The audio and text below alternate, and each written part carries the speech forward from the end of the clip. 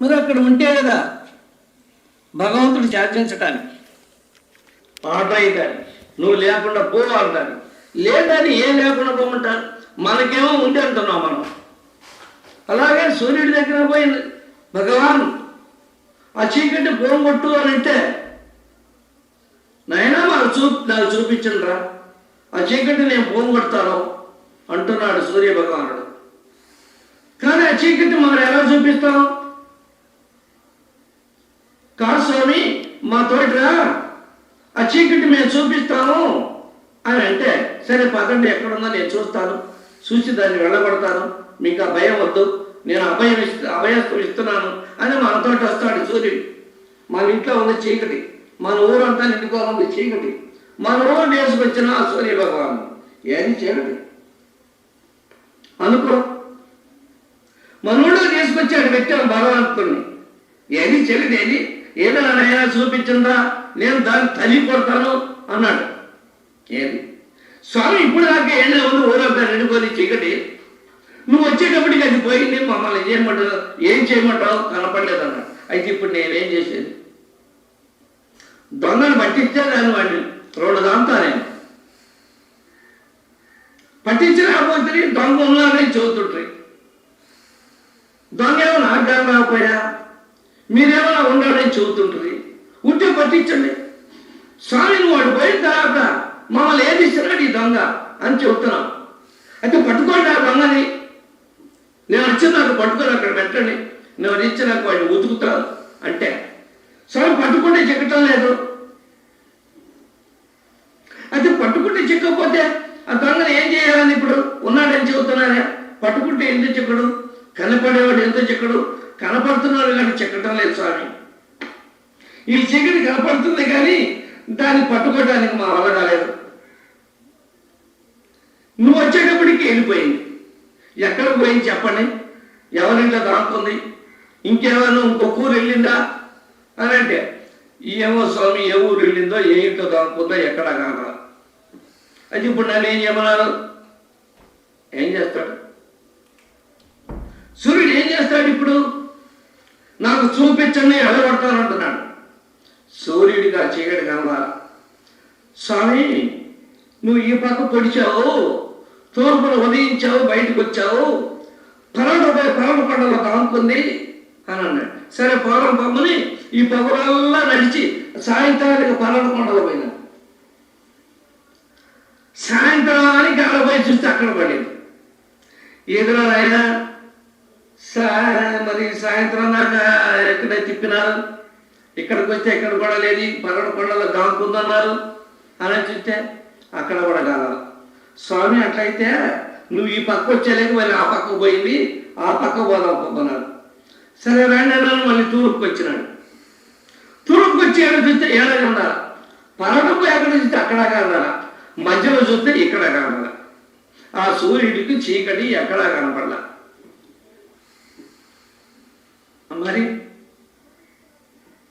మరి ఇప్పుడు ఆ చీకటి ఏం చేయాలి అంటే, స్వామి ఇదేంటిది కారణం? నువ్వు చాటుతున్నప్పుడు మాకు కానొస్తుంది, నువ్వు బయటకు వచ్చినప్పుడు నువ్వు మాకు కనపడ్డావనుకో చీకటి కనపడాలి, నువ్వు మాకు కనరాలేదనుకో చీకటి కనొస్తుంది. ఇదేంటి కర్మ ఎలా ఉంది? నువ్వు బయటకు వచ్చేటప్పటికీ నువ్వు మాకు ఎప్పుడైతే కైతో పడ్డావో చీకటి ఎప్పుడే మాయమైపోతుంది. నువ్వెప్పుడు కాకుండా కనుమరుగు అయ్యావో చీకటిగా బయటపడుతుంది, మా నెత్తినెచ్చి దూగుతుంది.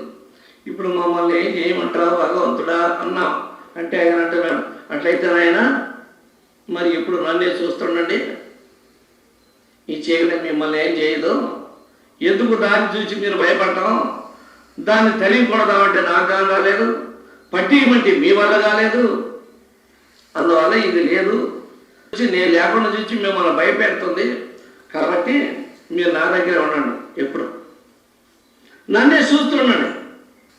నేను చాటు పోయినానుకో నాతో రండి, మీరు కూడా నా కూడా ఉండండి, మీకు ఇక్కడ చీకటి భయం ఉండదు.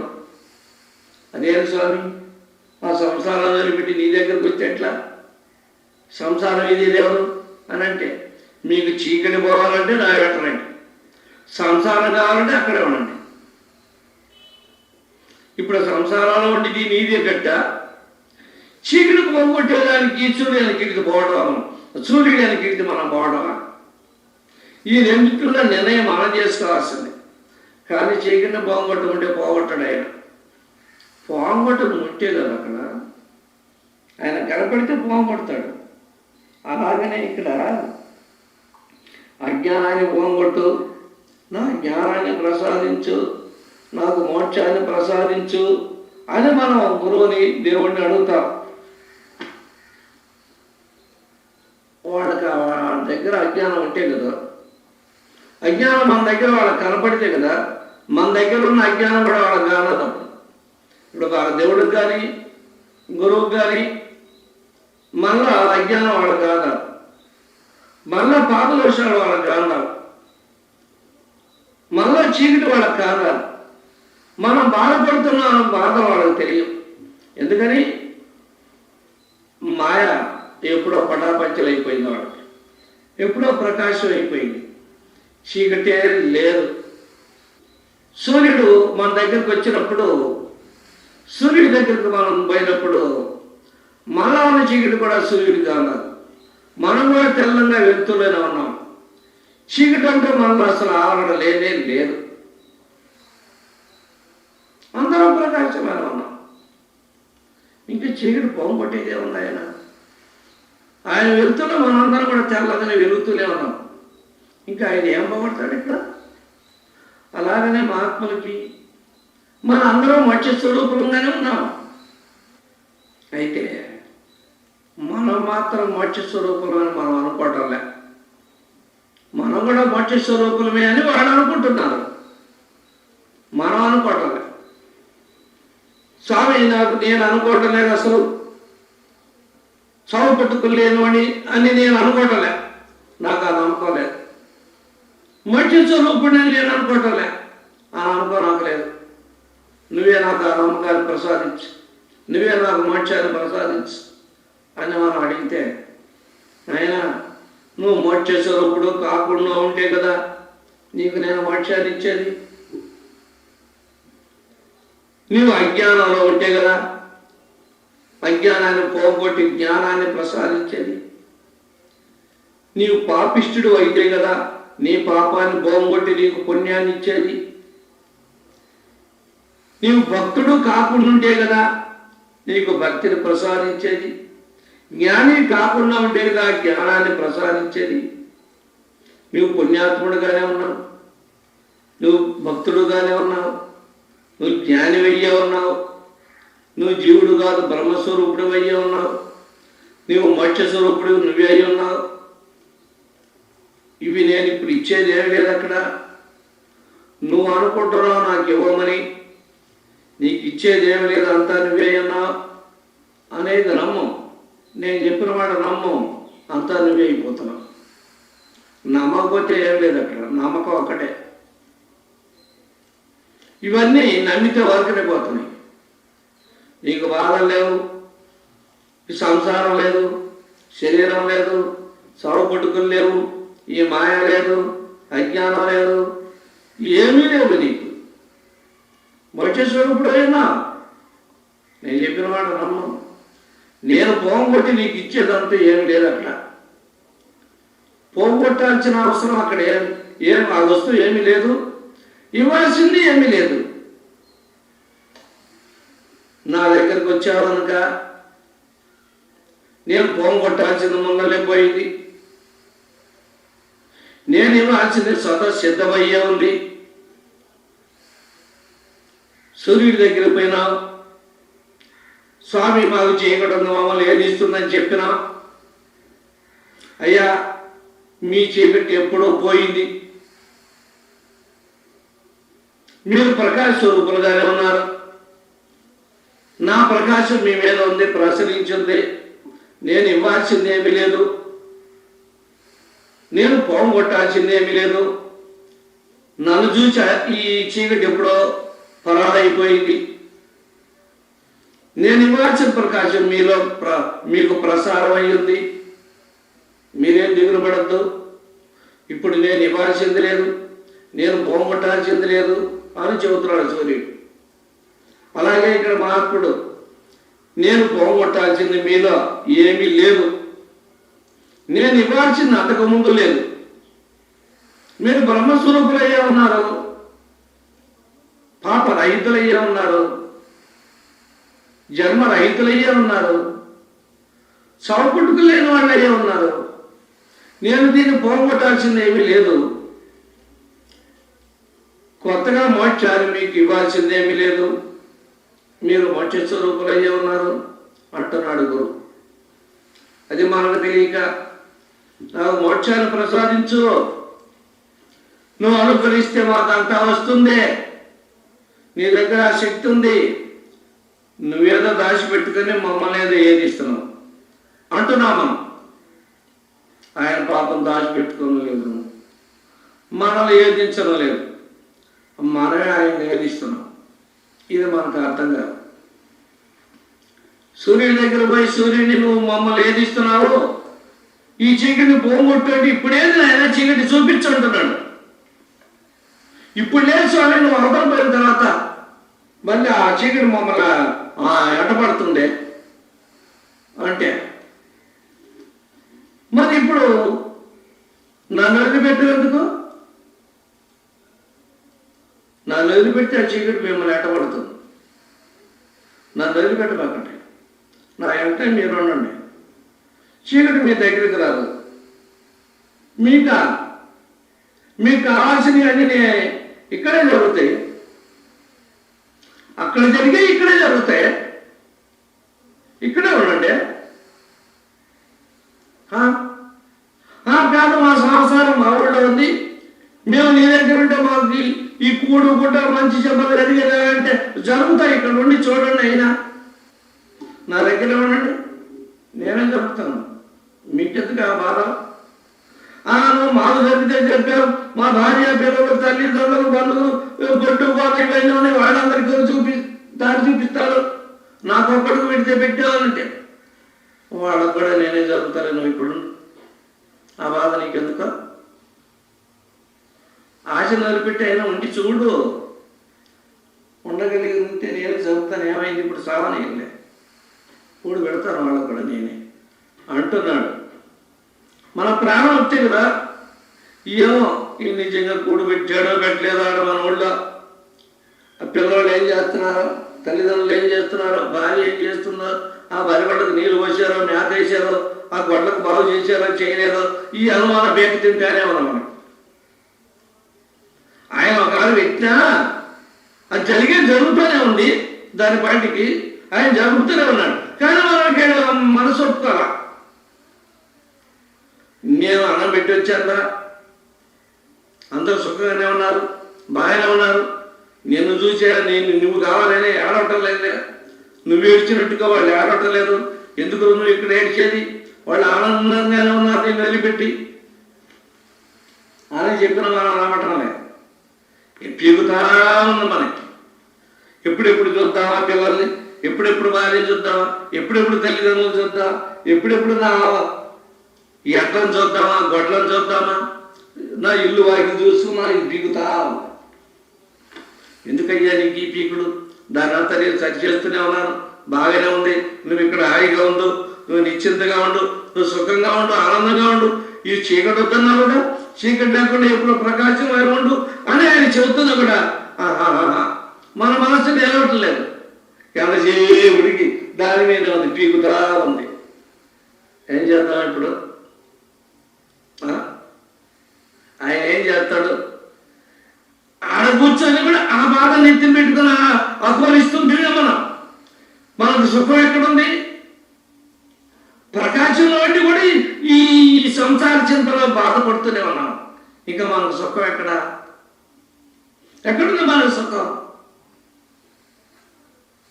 అందువల్లనే నిశ్చింతగా ఉంటే ఎక్కడున్న సుఖం ఉంది.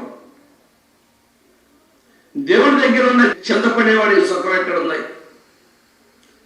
సంసారంలో ఉండి కూడా చింత లేని వాడికి సుఖమేక. నువ్వు ఎక్కడున్నా నిశ్చింతగా ఉండవు, చింతపడబా, ఆలోచించబా, స్వస్వరూపం ఏముంది? సుఖస్వరూపుడివే, ఆనందధాముడివి, అమృత స్వరూపుడివి, ఆనంద పురుషుడివే అయి ఉన్నావు. ఆనందాన్ని ఎప్పుడు అనుభవిస్తూనే ఉంటావు. ఆనందం నీ సొత్తు, సంతోషం నీ సొత్తు అని చెబుతుంటే ఈ భావాలంతా మనం నెత్తిన పెట్టుకొని అది పోయింది, ఇది పోయింది, అది ఎట్లుందో, ఇది ఎట్లుందో అని అనుకుంటే నేను చూసుకుంటున్నాను అయ్యా ఇదంతా, నీకెందుకు, నువ్వు వదిలిపెట్టు అని అంటే మనం నమ్మటం లేదు. అదే భగవంతుడు చెప్పాడే, అనన్యాచతయంతో మాం ఏ జనా పరిపాసతే నిత్యావి. మరి అనన్యాచతయంతో మాం ఏ జనా పరిపాసతే, మరి ఎందుకు చెప్పాడు భగవంతుడు? నిత్యావియుక్త యోగక్షేమం హామ్యం. నీవు అననిచిత్తుడై నన్నే స్మరిస్తూ, నన్నే ధ్యానం చేస్తూ ఉండు, నన్నే నమ్ముకోనుండు, నీ యోగక్షేమాలు నేను చూసుకుంటాను అనంటే ఆయన మీద నీ భారం అంతా వదిలేసి మనం ఆ భగవంతుడే తలుచుకుంటూ ఆయన దగ్గర ఉండొచ్చుగా. ఈ భావాలన్నీ ఆయన పడతాడుగా. అది మనకు నమ్మకం ఉందా? అది నమ్మకం ఉంటే ఆ భారం అంతా ఆయనకు వదిలేసి ఆ బాధ లేదు, నువ్వు పొడుసారి నేను సుఖంగా హాయిగా సంతోషంగా ఉంటాను అని ఏడే కూర్చోవచ్చు. ఇది ఎంత స్వార్థం, ఇది కూడా ఆలోచించండి. బాధ అంతా భగవంతుడికి ఇచ్చి మనం సుఖపడాలని అనుకోవడం, ఇది ఎంత స్వార్థం. అయితే జ్ఞాని అలా తలుచుకోడు. జ్ఞాని మన స్వార్థాన్ని దేవుడిని ఎత్తిన పెట్టడు. జ్ఞాని తన బాధ తనే పడతాడు, దేవుడికి రవర్తపడి. తనకి ఎంత బాధ వచ్చినా దేవుడు ప్రార్థించడం నాకు తప్పించమని. ఎందుకని? దేవుడికి కూడా రవంత కూడా తన బాధని. మనం భక్తుడే, బాధలన్నీ భగవంతుని ఎత్తిన పెట్టేస్తాడు. నువ్వు పెట్టావునైనా అననిశ్చితంగా నన్నే స్మరిస్తూ నీ బాధలని నేను భరిస్తాను, నీ యోగక్షేమాలను నేను రక్షిస్తాను, నేనే చూసుకుంటాను అని భగవంతుడు చెప్తే నమ్ముతున్నామా? ఏందని చూసేది ఎప్పుడు ఏమే ఉన్నాడు, వాడు కూడ ఎప్పుడు పెట్టాడు, నీళ్ళు ఎప్పుడు పోయించాడు, వాడి మేత ఎప్పుడు ఇచ్చాడు, పేటకాళ్ళు ఎప్పుడు తీశాడు, అవన్నీ చిమ్మి ఎప్పుడు బాగు చేశాడు, మా ఇల్లు ఎలా జరుపుతున్నాడు, ఇదే పీకుడేనా? మరి అక్కడ నీకు సుఖం లేదు, ఇక్కడ నీకు సుఖం లేదు. ఎందుకు ఇస్తావు? నువ్వు అక్కడే సాగు, ఇక్కడ చేయబోదు సత్యమని అక్కడే చాలు అని అక్కడే తోలేస్తున్నాడు. మనం సంసారంలోకి నెట్టేస్తున్నాడు. ఇక్కడ కూడా నీకు సుఖం లేదు కదా, అక్కడ నాకు సుఖంగా ఉంటాను, బతికిందన్నాడు. ఎందుకంటే వాటిని చూసుకుంటా. అది చచ్చిన తర్వాత దేవుడు చెప్పిపో, ఎవరో తెలిసేది నీ సాగు నీకే, నీ ప్రారంభం నిన్నే ఎక్కడ పుట్టించాలనో అక్కడ పుట్టించదు పో, అసలు ఈ వ్యవహారం నాకు బయటగా వెళ్ళిపోమంటాడు. అది కాదు సార్, నువ్వు నాకు రావాలి, నీ దగ్గరే నేను ఉండాలి. అయితే ఉంటూ నేను ఎవడుతున్నాడు, ఉండమంటే ఉండవు, ఉండాలని కోరిక, అది నేను చూసుకుంటానంటే నీకు నమ్మకం లేదు. ఇదే సంశయాత్మ వినశ్యతి. సంశయాలు పడేవాడికి ఎప్పుడు వాడు వినశ్యమే, వాడు వినాశమైపోవాల్సిందే కానీ సంశయ రహితుడు కాడు. సుఖస్వరూపుడు, సంతోషభరితుడు కాలేడు. అందువలనే భగవంతుడు ఎన్ని చెప్పినా మనం నమ్మలేకపోతున్నాం, ఆయన చెప్పినట్టు మనం నడలేకపోతున్నాం, మనం ఉండలేకపోతున్నాం. అలా ఉంటే మనం బాగుపడేవాళ్ళం. ఎప్పుడు అందరం మోక్ష స్వరూపులు అయ్యేవాళ్ళం. అసలు ఈ సంసారాలే ఉండవు, ఈ జగత్తే ఉండదు. అంతా మోక్ష స్వరూపమే, అంతా బ్రహ్మ స్వరూపమే, ఈయన బాధ లేదు. అలా ఉండలేకపోబట్టే ఈ మాయ మన ఎత్తబడి మనల్ని ఏదిస్తూ ఉంది, అల్లాడబెడతా ఉంది ఈ మాయ. ఒకవేళ గట్టిగా మహాత్ముడు కానీ భగవంతుడు కానీ ఈ మాయను సంకల్పం చేసి ఏందేమి దుంపలేదా, నా భక్తులను నా బిడ్డలను ఎలా బాధ పెడుతున్నావట అని వాళ్ళు ఏదన్నా కొంచెం దాన్ని కసురుకుంటే అప్పుడే దానికి షాక్ తగ్గుతుంది, కరెంట్ షాక్ కొట్టింది. ఇప్పుడు వెంటనే ప్రత్యక్షమై భగవంతుడా ఎందుకయ్యా నన్ను ఎలా బాధ పెడతావు, నేనేదో ఆడుకుంటున్నాను, ఏదైనా నా సుఖం కోసం ఉవారపడలేక ఏదో నలుగురు పిల్లకాయలు పెట్టుకొని ఏదో అట్ట ఉల్లాసంగా ఏదో ఆడుకుంటున్నాను. ఇది నిజమని కాదని నీకు తెలుసుగా, ఇది అబద్ధమేనే నీకు తెలుసుగా, మీకు తెలుసు కదా స్వామి, ఇదంతా అబద్ధమే ఒట్టిదేనే తెలుసుగా. ఏమో నేను వాళ్ళకి ఆడుకుంటున్నా ఉల్లాసంకు ఓరకలు లేక ఊసిపోక ఆడుకుంటుంటే నువ్వేంది నిజంగా వచ్చి నా ఇంట పడ్డావు. నేను నిజంగా కొడతాను పిల్లవాడిని, నిజంగా ఏడిపిస్తున్నాను ఒట్టికే. ఏందో ఒట్టికి నేను ఆడుకుంటున్నాను, ఎంతలో నేను ఇదైపోతాను అంటే ఏంది అసలు నువ్వు, నీకు అసలు మనసే లేదా ఏంటి? కొంచెం ఆలోచించు స్వామి. ఇదంతా ఏదో ఆశాభాష, ఏదో ఓరకం లేక కొంచెం కాయామరికెలా ఏదో 10 మందిని పెట్టుకొని ఆడుకుంటూ పాడుకుంటూ నవ్వుకుంటూ వాడికి ఇచ్చాడు ఈ ఓడాడు అనుకుంటున్నాం. ఒక ఆట ఆడుకుంటుంటే వాడు గెలవాలి, ఒకడు ఓడిపోవాలి కదా. ఓడిపోయినాడు బాధపడుతున్నాడు, గెలిచినాడు నవ్వుతున్నాడు. వాళ్ళు గెలిచినాడికి ప్రమోషన్ ఇస్తున్నాడు, ఏదో మేవాలు ఇస్తున్నారు ఒక వస్తువు. ఈ గెలవనాడికి ఇవ్వలేదు. ఇది ఒక తప్పేనా? వాడు బాధ పెట్టినట్ట లేను, వాడే బాధ పెట్టలా. ఇంకోసారి వాడే గెలిపిస్తా, వాడే గెలుస్తాడు. ఇవన్నీ ఏదైనా ఆడుకుంటా, నీకెందుకు ఇదంతా? ఏంటి మీరిద్దరు ఎలా వచ్చారు? మమ్మల్ని కాస్తోడన్నా ఆడుకోనీరే. హాయిగా మీరు ఉండకూడదు, మీ జోలికి మేము రాలేదు కదా. వచ్చినది కొంత మా పిల్లలు ఉన్నారు ఇక్కడ, మా పిల్లల్ని ఏదిస్తున్నావు అందుకని మేము వచ్చాం. మీ పిల్లలను నేనేమి ఏదించలేదు స్వామి. ఎందుకంటే మా వాడు ఓడిపోయినాడు, ఏడుస్తున్నాడే ఇంటికి వచ్చా. ఓడిపోయినట్టు ఏంటిదైతే ఆటలో ఎవరైతే ఓడిపోతే మీ కొడుకైనా ఓడిపోతాడు, ఇంకొకరు కొడుకైనా ఓడిపోతాడు. అందుకని నువ్వు ఒత్తాసిగా వచ్చావా?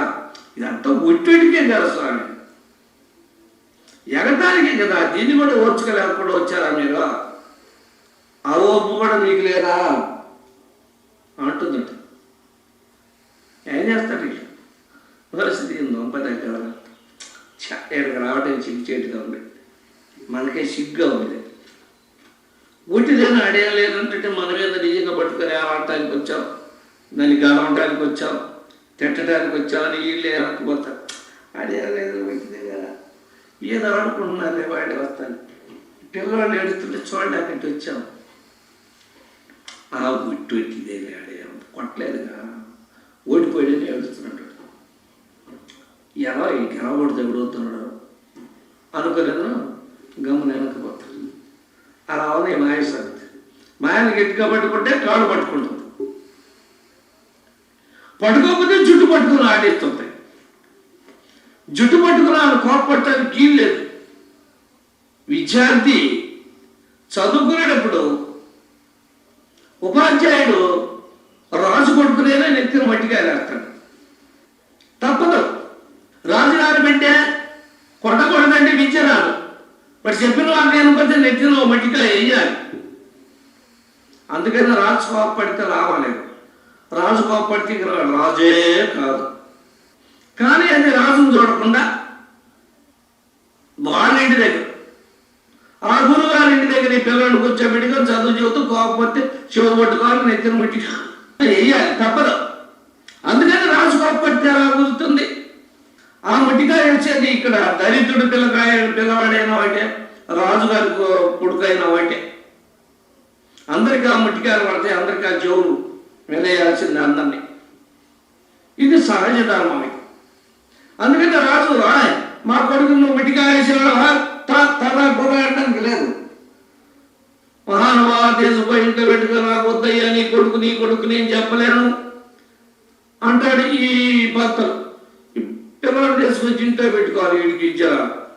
అలాగనే ముట్టిగా వేసినా నేను అనుకోకూడదు. రాజుకొచ్చి ఆ పిల్లవాడు చెప్పుకున్నా నేను చెబుతానే వరకు పంతులతో నేను చెబుతాను అంటాడు. ఉటికే నేను మొన్న పోయి అరిచొచ్చాను మీ పంతుల్ని, ఇక నేను చేయొచ్చు నిజాలు కావాలనుకుంటాడు. ఈ పిల్లవాడు మళ్ళీ పోతానంటాడు. ఎప్పుడో ఒకనాడు చెవు పట్టుకొని మీద వేస్తూనే ఉంటాడు.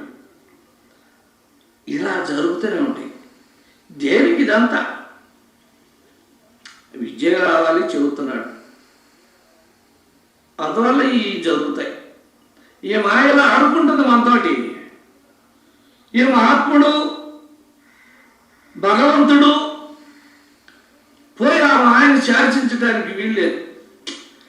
ఏమి లేవాడు, ఏది స్వామి వడ్డీదానికి మీరు ఎంతగా వచ్చారు అనుకుంటే అంటే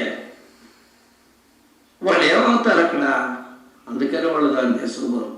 అందుకనే ఈ మాయం నేను కానీ ఇంకొకరు కానీ శాసించిన లాభమేముంది అన్నాడు భగవంతుడు భగవద్గీతమని. ఎందుకని లాభం లేదు అనంటే ఎడ ఒట్టిదే అడేమి లేదు, ఏమన్నాడు శాసించటానికి. అందువల్ల కానీ దీన్ని ఆలోచించటం, ఇది ఒట్టిదేనన్నటువంటి సంగతిని మనం ఆలోచించటంలే. మనం నిజమేనని దీంట్లోనే పాలై దీంట్లోనే ఇరుక్కొని దీంట్లోనే మురిగిపోతా ఉన్నాం, ఆఖరికి నశించిపోతా ఉన్నాం. దీంట్లో బయటపడదాము, మరి ముక్తి పొందుదాము, జనన మరణాలను తప్పించుకుందాము అన్న ఆశలు ఎంతమందికి ఉన్నాయి? ఎక్కడో కొంతమందికి ఉన్నాయి. ఆ ఉన్నవాళ్ళలో కూడా ఎంతమంది ఘటాలు అవుతున్నారు? ఏ కొద్ది మంది. ఆ ఘటాలు అవడానికి దగ్గరికి వచ్చిన వాళ్ళు కూడా అసలు మరి జీవన్ముక్తిని పొందుతుంది ఎంతమంది? కోటాను కోట్లలో ఏ ఒక్కడు మాత్రమే జీవన్ముక్తిని పొందగలుగుతున్నాడు. తర్వాత వాళ్ళు అందరూ కింద ఉండేవాడిని. కానీ ఈ జీవన్ముక్తిని పొందిన మార్పులు ఎవరికి కనపడటం లేదు. అందువల్ల ప్రజలందరూ కూడా జీవన్ముక్తి అంటే ఎవరికి అర్థం కావటం లేదు. ఏడుగానే అర్థం కావటం లే ప్రజలు. భక్తి అనుకోవడం, జ్ఞానం అనుకోవడం, పుణ్యకర్మలు చేసుకోవడం, దాన ధర్మాలు చేసుకోవడం, యోగాలు, ధ్యానాలు, తపస్సులు ఇవి చేసుకోవడం, ఏదో నేను శక్తి పొందాను అనుకోవడం, నాకేదో అది కనపడుతుంది ఇది కనపడుతుంది అనుకోవడం, నేను నాకు ఆత్మప్రకాశం కనపడుతుంది, నాకు గురువు మధ్య స్థానంలో ప్రకాశం కనపడుతుంది, ఏదో ఇదా అనుకోవడం, ఇంతే, ఇంతకు మించింది ఏమీ లేదు, ఇంతకు మించింది ఇంకొకటి లేదనుకోవడం, ఇలా జరుగుతుంది. ఇలాంటి వాళ్ళని అందరం అసలు ఏందో ఎవరికి తెలియక ఇలా అనుకునే వాళ్ళందరంకి అసలు విషయం తెలియదు. అసలు విషయం తెలిస్తే ఇలా అనుకోము, ఎవరు అనుకోరు. అసలు ఈ అనుకోవటాలని వదిలిపెట్టి అసలు విషయాన్ని ఆలోచించుకొని దాన్ని సాధించి అది పొందుతారు. అది పొందిన తర్వాత నేను బ్రహ్మం అని గమనికి వచ్చుంటారు. అంతే, బ్రహ్మ అయిన తర్వాత దానికి మాట పలుకులేదు. బ్రహ్మానికి బ్రహ్మమే కదలిక కలిగేది కాదు, దానికి కదలిక లేదు, చలనం లేదు, అది పెరిగేది కాదు, తరిగేది కాదు, మాట్లాడేది కాదు, చూసేది కాదు, వినేది కాదు, అన్నీ ఏమీ లేవు. దాన్ని తినేది కాదు, తాగేది కాదు, మేల్కొనేది కాదు, నిద్రపోయేది కాదు. అలాంటిది బ్రహ్మం అని శాస్త్రాలు చెబుతున్నాయి, మహాత్ముల అనుభవం అలానే చెబుతున్నారు. ఆ స్థితిని పొందిన తర్వాత ఇంకేం లేదు, కామ్గా ఉంటున్నారు వాళ్ళు. ఆ స్థితిని తెలియకముందలే నేను అది చూశాను, ఇది చూశాను, అక్కడ పోయాను, ఇక్కడ పోయాను, నాకు అది కనపడుతుంది, ఇది కనపడుతుంది అని ఏదో ఇది గొప్పది, ఎంతకు మించి ఇంకేమీ లేదు అని చాలామంది ఆపోహపడుతున్నారు. ఇది అంత ఏన దశగా ఉందో మరి వాళ్ళు ఆలోచించుకోవాలి, మనం అందరం గమనించాలి. ఇది కాదు, ఇంకా చాలా గొప్ప స్థితి ఉంది, సాక్షాత్ బలపత్వం అనేది వేరుగానే ఉంది అనేది మనం ఆలోచించాలి. ఆలోచించుకొని దానికి తగిన సాధన చేయాలి. ఆ సాధన చేపించే గురువును ఆశ్రయించాలి. ఆ గురువు దగ్గర మరి ఆయన ఏమని చెప్తున్నాడో దాన్ని ఆచరించాలి. ఎలా పచ్చ ఉండమన్నాడో అలా పచ్చ ఉండాలి, ఎలా దాన్ని సాధించమన్నాడో దాన్ని అలా సాధించాలి మనం. అప్పుడే మనం ఈ భావరాగం రాచించిపోతుంది. డాక్టర్ దగ్గర మందులు తీసుకున్నప్పుడు డాక్టర్ మందులు ఈ విధంగా వేసుకో, ఇన్ని పూటలు వేసుకో, మరి ఈ విధంగా పచ్చ ఉండవు, జాగ్రత్తగా ఉండవు, పచ్చం గట్టిగా ఉండాలి అని చెబుతున్నాడు. అలా మందులు తిని డాక్టర్ చెప్పినట్టు పచ్చ ఉంటే ఆ వ్యాధి మనకు తగ్గిపోతుంది. అలానే ఇక్కడ ఈ భావరోగం కూడా గురువు చెప్పినట్టుగా ఆ నియమం ఆ సాధన చేసుకుంటూ పచ్చం గట్టిగా ఉంటే, ఆ నియమం అనే పచ్చం గట్టిగా ఉంటే మనకి బలరోగం నశించిపోతుంది, చావు పుట్టుకలు అనే రోగం తగ్గిపోతుంది, చావులేని సుఖం దక్కుతుంది. అలా మనం చేయాలి, తప్పదు, కాస్తే చేయాల్సిందే, లేదనుకుంటే గౌరవం రాస్తుంది. మరి చేయమని ఎవరు బలంగా పెట్టేవాళ్ళు లేరు ఇక్కడ. చేయకపోయినా చేసిన